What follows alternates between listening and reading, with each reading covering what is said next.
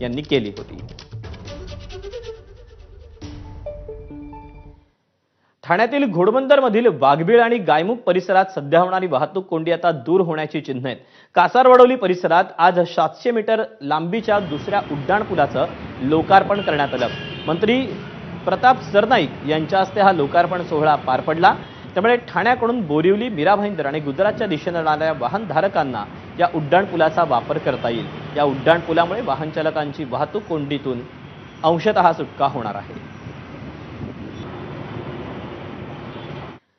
रस्ते दुरुस्तीकडे दुर्लक्ष असलेल्या सत्ताधाऱ्यांनी विरोधी पक्ष फोडण्यापेक्षा रस्त्यांच्या विकास कामांमध्ये लक्ष घालावं, अशी टीका ठाकरेंच्या शिवसेनेचे माजी खासदार राजन विचारे यांनी केली।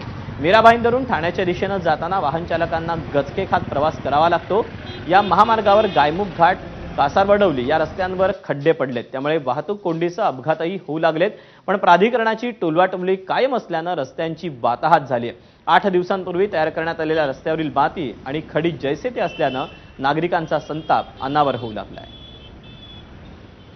हे कार्यकर्ते फोडा, ते कार्यकर्ते फोडा, आज तुम्ही बघितलं असेल या संपूर्ण ठाणे शहरामध्ये खड्ड्यांचं साम्राज्य झालेलं आहे। आणि आज त्या तिथे महापालिका MSRD वरती ढकलते, त्यानंतर MSRDC ह्याच्याकडे ढकलते महापालिकेवरती, अशी सर्व टोलवाटोलवी चालू आहे। आणि आज सर्वसामान्य माणूस आज कशा पद्धतीने या ठिकाणी जीव धोक्यात घालून या ठिकाणी रस्त्यावरनं बिचारे गाडी नेत आहेत।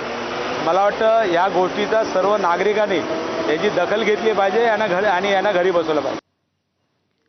डोंबिवली पश्चिम परिसरातल्या 24 अनधिकृत इमारती तोडण्याच्या मागणी